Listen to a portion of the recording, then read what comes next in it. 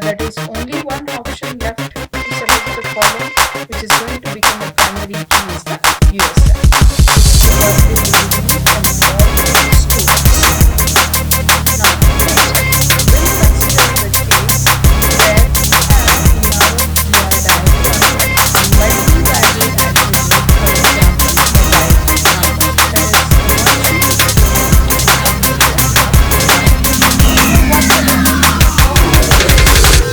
create a columns for this in the database tables.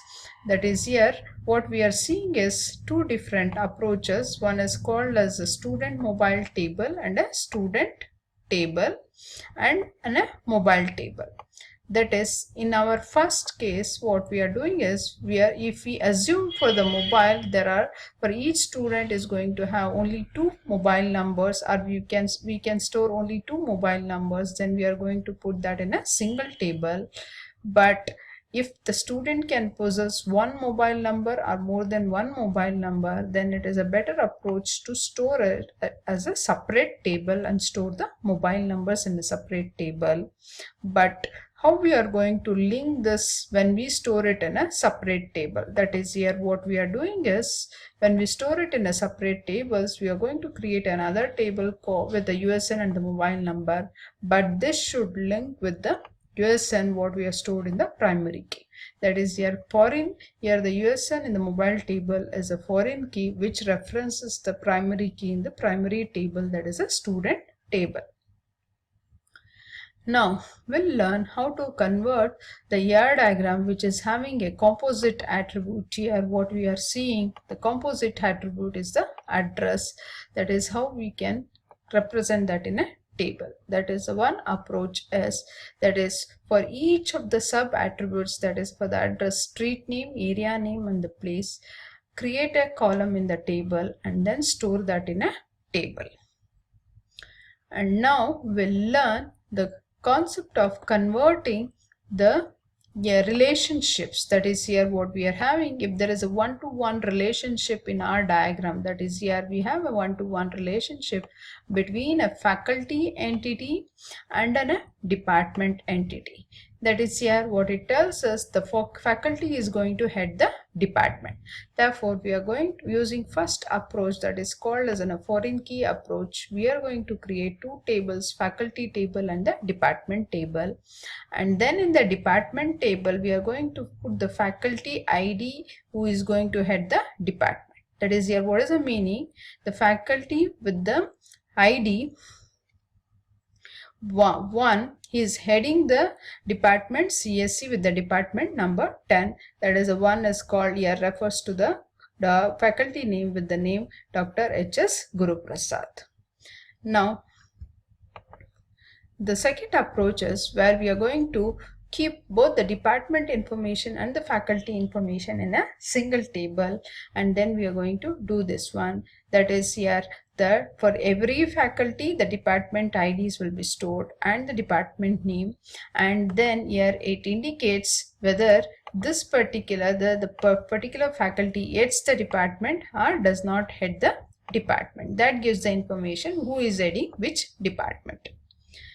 And our third approach for converting the one-to-one relationship is the cross-reference approach or the relationship approach, where we create a separate individual tables for each of the entity, that is your faculty and the department table, but we have a separate table called HOD table, which is going to merge or get the informations of the department ID and the faculty ID. That is, we have seen three different approaches for converting one-to-one relationship. That is, one is the foreign key approach, and then the merged key approach, and then the cross-reference approach. Now, if there is a one-to-many relationship, then what we are going to do is, that is, we are going to create for department here the department table and the student table, and for each of the student we are going to put the student ID in the department table. Department ID of the student, which will refer here to the department which is there. That is, here the department ID is in the student table as a foreign key, but department ID in the department table is a primary key. And the second approach is, as we saw in the cross-reference approach, or that is a relationship approach, where we are going to create a separate table which will show the relationship between the USN and the department which the student belongs. That is, a student table will show the USN and the student name, and the department will show the department ID and the department name.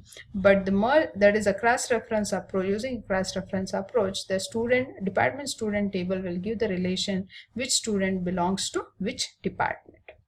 That is, if we have a many to many relationship, that is, a single student can enroll to more than one course, or a course can be enrolled by more than one student.